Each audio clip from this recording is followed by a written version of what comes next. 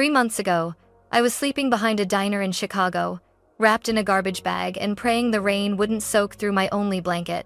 My name is Emily Ward, and at 29, I'd already lost everything: my home, my job, and the people I loved most. My husband Ethan ran off with my sister Claire, and together they stole not just my career, but my entire life. I thought I'd hit rock bottom the day I started digging through dumpsters for food, but I was wrong. The night I walked into Street Mercy Shelter, I just wanted a warm bed and a meal. Instead, the intake worker froze when she saw my ID. Her hands began to tremble. "Your name is Emily Ward?" she whispered. When I nodded, she locked the door, pulled down the blinds, and said the words that shattered everything I thought I knew. "We've been searching for you for 25 years. I used to think life had a rhythm you could trust, work hard, love honestly, and the universe would reward you with peace. I was wrong. At 27, I thought I was living the dream. I had a stable job as a senior strategist at Lux Edge Marketing, a corner desk with a skyline view, and a husband who kissed my forehead every morning before I left for work. Ethan Hale, the man who once swore he'd protect me from everything, used to bring me coffee just the way I liked it, strong, with a splash of cream. And then there was Claire, my older sister. Everyone adored her, the golden child, the effortless charmer. She had a way of making people feel like they mattered, even when she was quietly taking something from them. Still, she was my best friend. She helped plan my wedding, toasted us with teary eyes, called Ethan the brother I never had. But somewhere along the way, those eyes stopped tearing for me. It began with small things. Ethan started coming home later, smelling faintly of Claire's citrus perfume. She stopped by our apartment more often, sometimes to drop off wine, sometimes to help with Ethan's tech issues. I ignored the signs. Love makes you blind, and family makes you foolish. Then one morning, my supervisor at Lux Edge called me in. "Emily," she said carefully, "we've received several complaints about account discrepancies. The partners think it's best you take a leave of absence." "What? That's impossible. My reports are clean." She sighed, sliding a file across the table. "I'm sorry, but the data suggests otherwise." Inside were fake invoices all signed with my name. I stormed home, shaking, and found Ethan and Claire sitting on the couch. They didn't even look guilty. "Is this your idea of a joke?" I demanded, throwing the file down.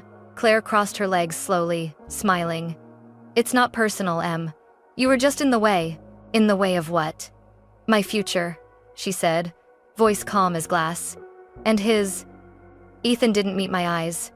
"You're too emotional. You always have been." That night, I packed a bag, but there was nowhere to go. 2 days later, my position was officially terminated.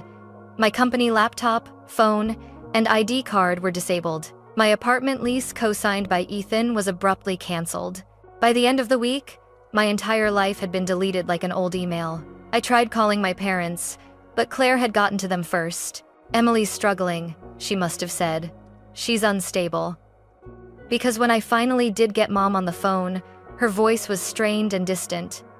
"Sweetheart, maybe it's best you take some time to get help." Help. That word echoed in my head for weeks until I had nothing left but the cold, the silence, and the question that would haunt me later.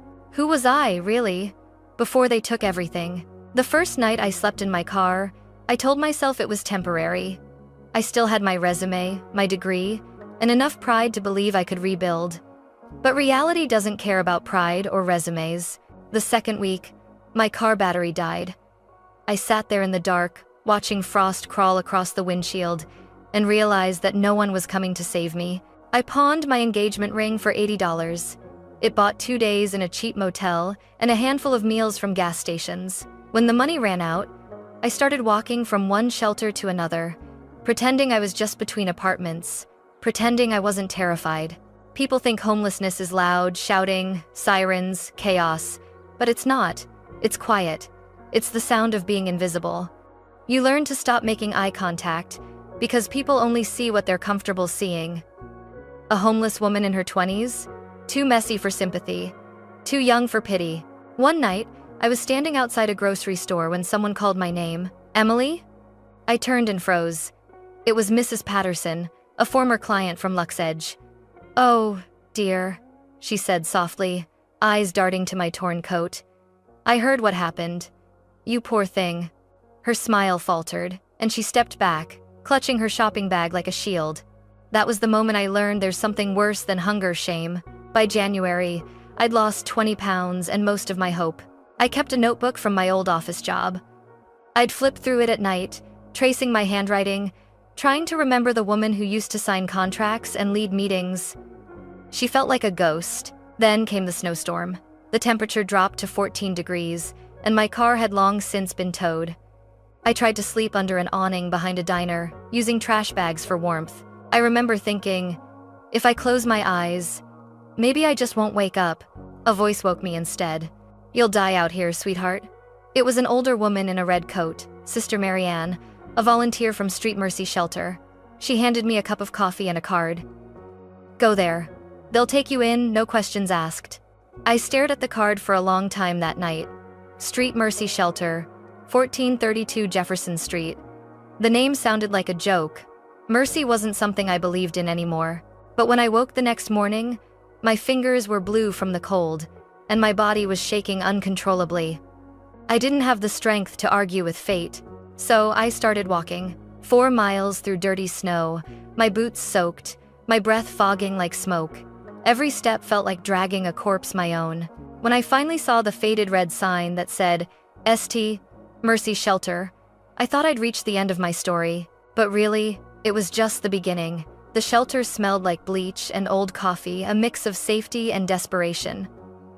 I stood in a line of strangers clutching plastic bags, waiting for my turn to sign in. The walls were painted pale yellow, but under the flickering fluorescent lights, everything looked gray. When it was finally my turn, the woman at the desk smiled automatically. Her name tag read, Joyce Mallory, Intake Supervisor. Name? She asked, her voice professional but kind. Emily Ward, I said, handing her my ID. Her fingers froze mid-type. The smile faded. She looked at the screen, then at me, then back again like she was trying to solve a puzzle she didn't want to finish. Date of birth? April 9th, 1996. Her pupils dilated. And place of birth? Portland, Oregon. She swallowed hard, then whispered, Could you wait here a moment? Before I could respond, she stood so abruptly her chair slammed against the wall. She hurried to a back office, leaving me alone with the sound of the humming computer and murmurs from the other residents. Someone behind me joked, Guess she found your secret file, huh? I tried to smile, but my heart was hammering. Then I heard the sharp click of a lock. The door to the lobby had been bolted from the inside. Joyce returned a minute later, pale and trembling. She reached up and pulled the blinds shut, one by one. The room darkened. People started murmuring nervously. Ma'am, I said, my throat tightening. Is there a problem? She didn't answer. She picked up the phone instead. Her voice was low but urgent. This is Intake Station 12, she said. Authorization code 7, Alpha 9. We've found her, Emily Ward confirmed. She paused, listening. Yes, I'm certain. Locking down now. My stomach dropped. Found me? Found me for what? Joyce hung up slowly, her eyes never leaving my face. Ma'am, I whispered. What's going on? She sat down across from me, folding her shaking hands together. Emily, she said carefully, I need you to stay calm. Do you have any reason to believe someone might be looking for you? I almost laughed. I'm homeless. No one's looking for me. Joyce blinked fast, then reached into a locked drawer and pulled out a manila folder sealed with red tape. On the front, I caught the words Testament Program, Subject 9, classified before she flipped it open. There was a photograph of a baby maybe 3 or 4 years old, with a crescent-shaped birthmark on her shoulder. The same birthmark I had. Joyce's voice shook as she spoke. Emily, according to this file, you're not supposed to exist. You died 25 years ago. The room seemed to tilt. My hands went numb. That's impossible, I whispered. But Joyce just looked at me with something between fear and awe, and said the words that made the air leave my lungs. We've been searching for you for 25 years. For a long moment, I couldn't speak.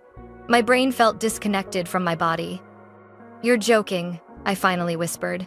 This is some kind of sick mistake. Joyce didn't smile. She slid the folder toward me, her trembling fingers leaving faint smudges on the paper. "Please, look for yourself." Inside was a birth certificate. Name, Lydia Cross. Date of birth, the 9th of April 1996. Mother, Dr. Evelyn Cross. Biochemist, Testament Research Facility. Father, classified. My throat went dry. "That's my birthday." Joyce nodded. "I know." She turned another page, a photo of a toddler with a crescent birthmark on her left shoulder. My shoulder, my birthmark. I slammed the folder shut. "This is ridiculous. My parents are David and Margaret Ward. I grew up in Portland. I went to Lincoln Elementary." Joyce leaned forward, voice gentle but steady. "Emily, those weren't your parents. They were your guardians. Your mother, Dr. Evelyn Cross, worked for a classified government project called Testament. 25 years ago, there was a lab explosion. 2 confirmed dead, 1 child missing. That child was you." I stood up, shaking my head. No, I'm not some experiment. I'm just..." The words wouldn't come. Joyce reached across the table and pressed something into my hand, a silver locket. Inside was a tiny photo. A young woman in a lab coat, dark hair tied back, smiling down at a baby with my eyes. "She left this behind," Joyce said softly. "It was found in the ruins of the lab." I felt dizzy, the walls closing in. "You're saying my whole life? My name? My parents? My memories? Are lies?" Joyce's eyes filled with tears. "Not lies. Protections." I sank back into the chair, my pulse thrumming in my ears. "Why me? What was she protecting me from?"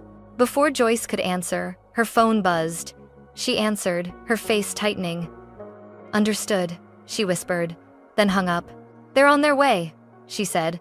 "Federal agents. 2 teams, 1 official, 1 not. Some want to protect you. Others..." She didn't finish. A chill ran through me. "Others what?" "Others might want you gone." I gripped the folder so tightly the paper cut my palm.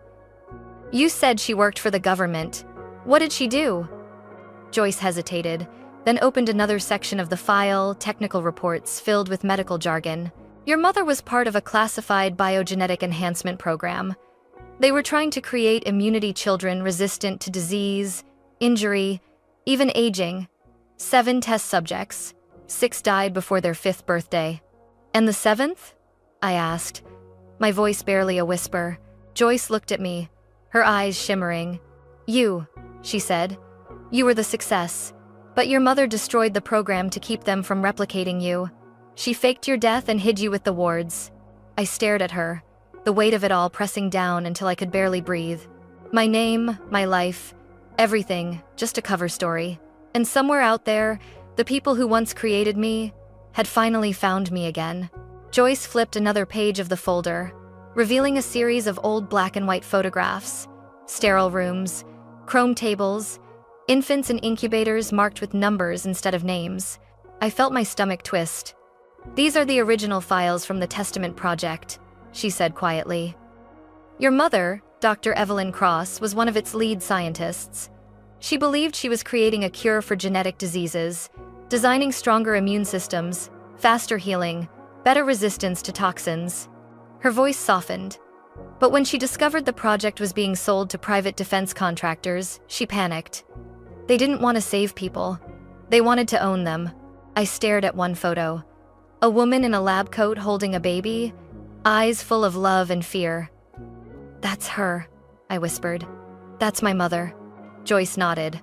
When Dr. Cross realized what was happening, she burned everything: files, research, the entire lab. 2 people died in the explosion. Everyone thought she perished too, and the last recorded trace of her daughter, you, was that night. My chest tightened. "She died trying to protect me." Joyce's eyes glistened. "Yes. She left a note for whoever found you. Raise her as your own. Never let her know what she is." The wards did exactly that. I ran a shaking hand through my hair. "So all these years, my entire life was a lie built to hide a secret I didn't even know existed?" Joyce hesitated. "Emily, there's more." She turned to the final section of the file, recent activity logs, stamped with red ink. "Helio Biosystems, Testament Revival Initiative." I frowned. "What is this?" It's a continuation of your mother's project, Joyce said. A new company bought the surviving patents. They've been searching for original genetic material samples from the first generation. That's why they wanted you. I scanned the company name again. Something about it made my skin crawl. Then it clicked. Helio, I whispered. That's Ethan's company. Joyce looked startled. Your husband? Ex-husband, I corrected bitterly. He works under his father, Richard Hale. He said they did tech and biomedical logistics. Joyce's expression darkened. Richard Hale was one of the investors in the original Testament project. He's been looking for Dr. Cross's research for decades. The realization hit like a thunderclap. Ethan hadn't just betrayed me for greed or lust, he'd been after me the whole time. All those coincidences. My firing, the stolen files, the fake accusations. It wasn't about destroying my reputation. It was about eliminating my cover. I slammed my hand on the table. So, they set me up, drove me out to flush me into the open. Joyce nodded grimly. And they succeeded. A cold fury rose inside me, sharper than fear. Where are they now? Before she could answer, headlights cut through the window blinds, 3 black SUVs pulling up outside the shelter. Joyce's voice dropped to a whisper. Emily, listen to me. They've found you. My blood ran cold. Who? Joyce met my eyes, her voice trembling. Your husband, your sister, and the man who built the world that destroyed your mother. The shelter lights flickered as engines roared outside. Tires screeched against wet asphalt. Joyce rushed to the window and peeked through the blinds, her face turned pale. They're here, she whispered. I followed her gaze. 3 SUVs had pulled up in front of the building. Black suits stepped out first, men with earpieces and the kind of calm that comes from being armed. And then I saw them.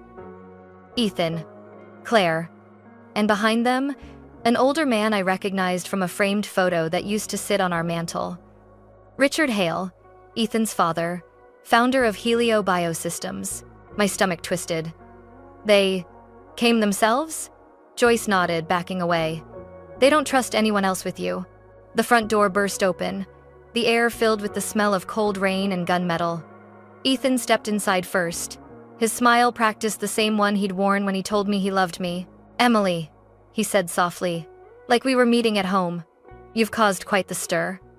I stared at him. You destroyed my life, he chuckled. Your life was borrowed, sweetheart. We're just taking back what's ours. Joyce moved in front of me.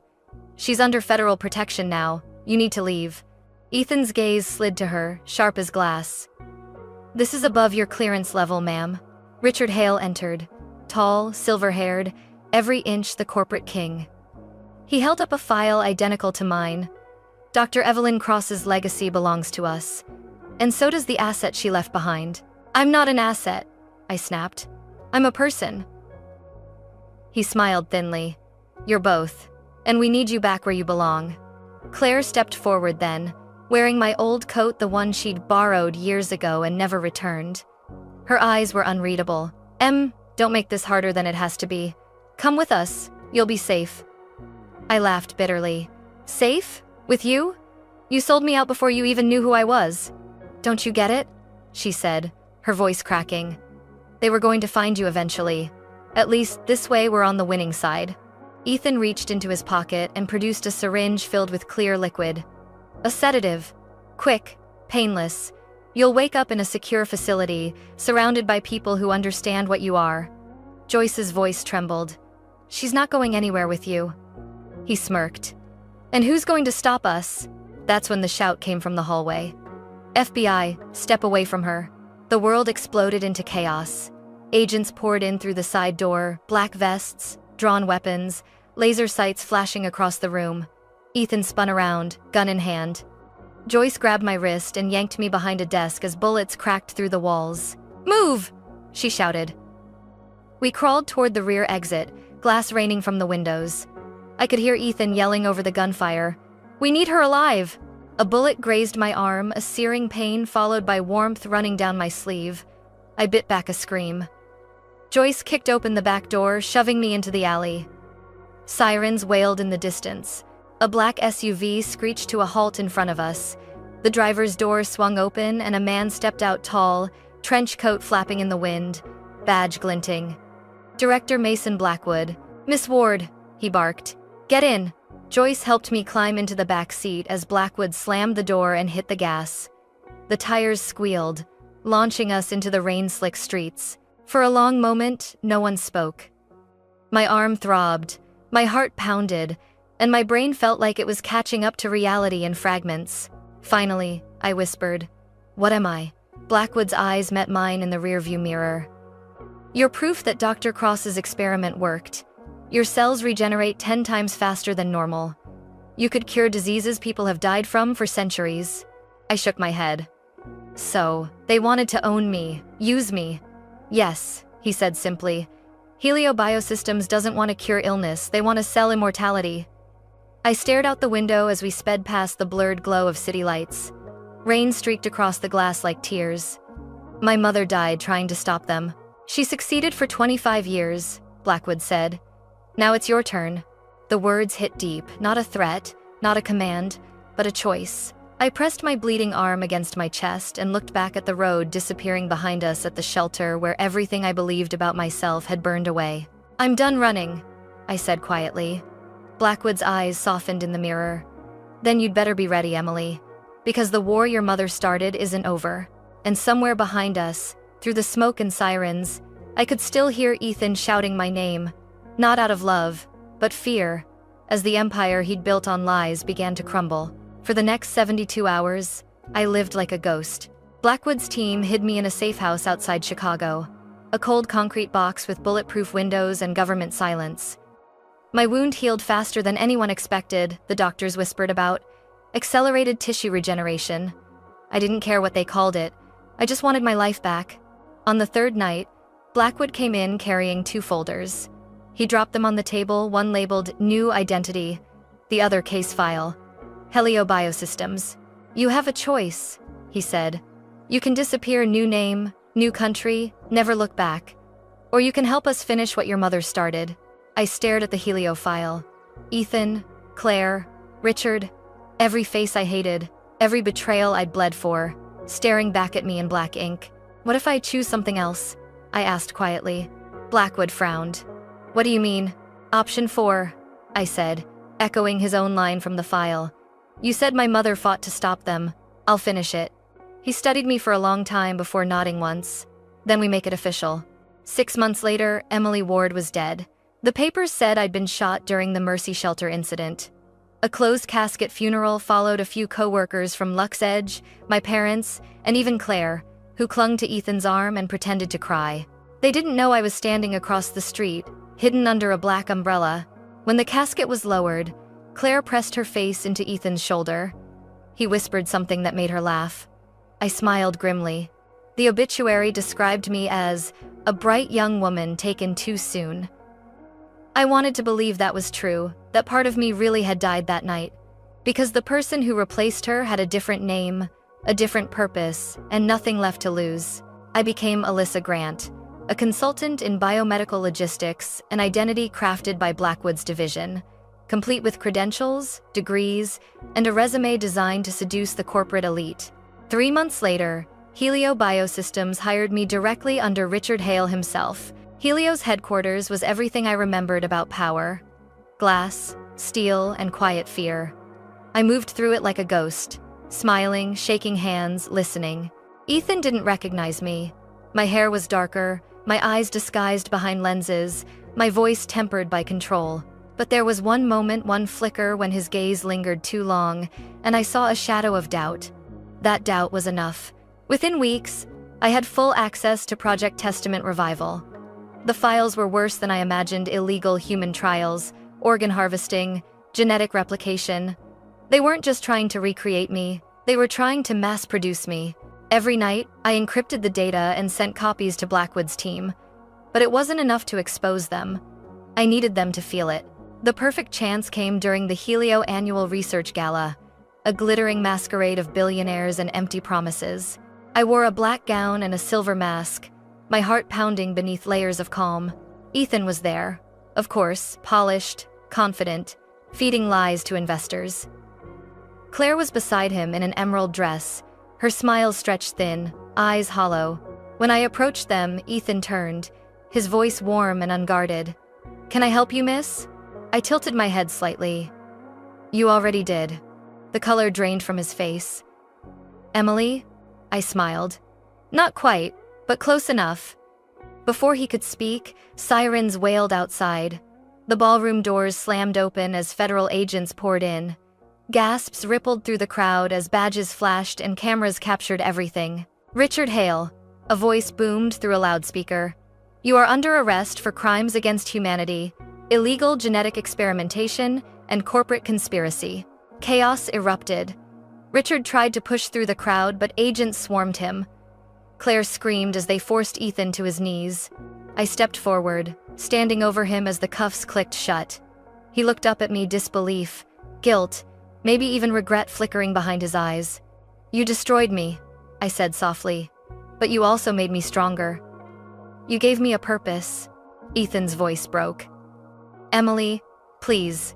I leaned close enough for only him to hear. "You took everything from me. Now you'll live with nothing." Then I turned away, the sound of sirens swallowing his final plea. By midnight, Helio Biosystems was in ruins. The arrests made headlines worldwide.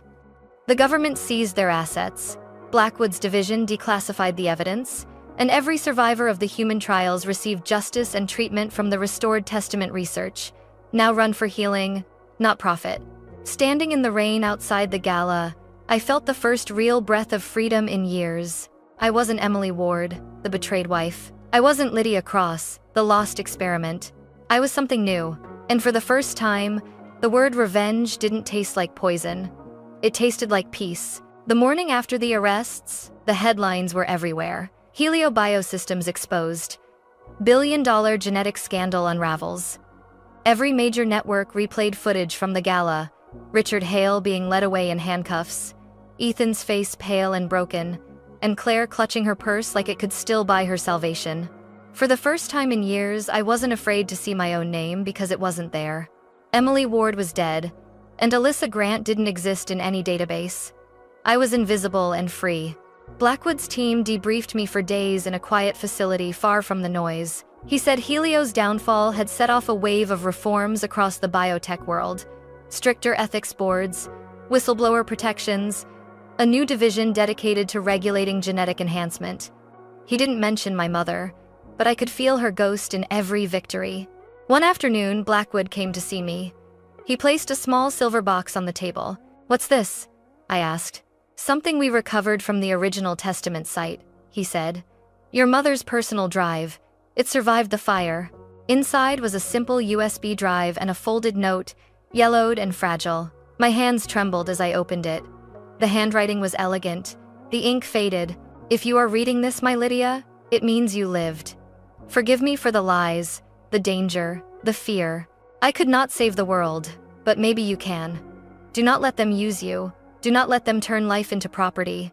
You were made for healing, not for war." Tears blurred the words.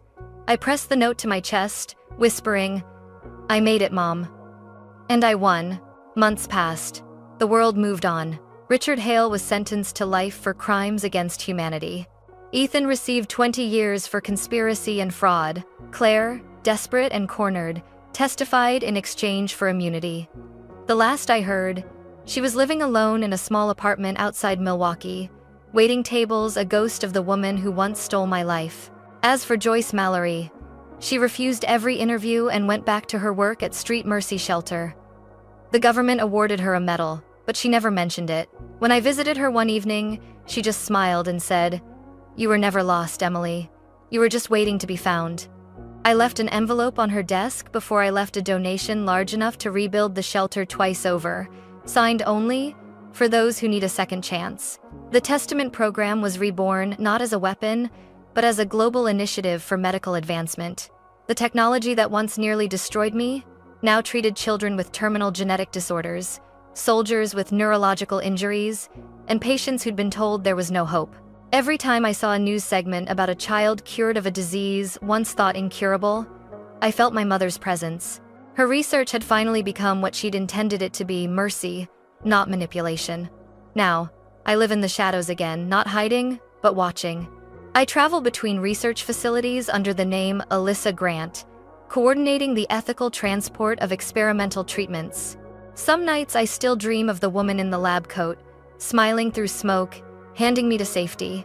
I don't know if I'll ever stop running entirely, but maybe I don't need to, because running led me here to truth, to purpose, to freedom. Sometimes, when I walk past Street Mercy Shelter, I stop at the door and listen to the voices inside. The laughter, the sobs, the second chances being handed out like blankets. And I remember the night I first walked in, soaked, hungry, broken, and the moment Joyce locked that door and said, "We've been searching for you for 25 years. I used to think that night destroyed me. Now I know it was the moment I was reborn. Final reflection. We spend our lives running from pain, but sometimes pain is the thing that shows us who we truly are. My name was Emily Ward. Before that, Lydia Cross. Now, it doesn't matter. What matters is this. I was never just a failed experiment. I was my mother's proof that hope can survive fire and become something unstoppable.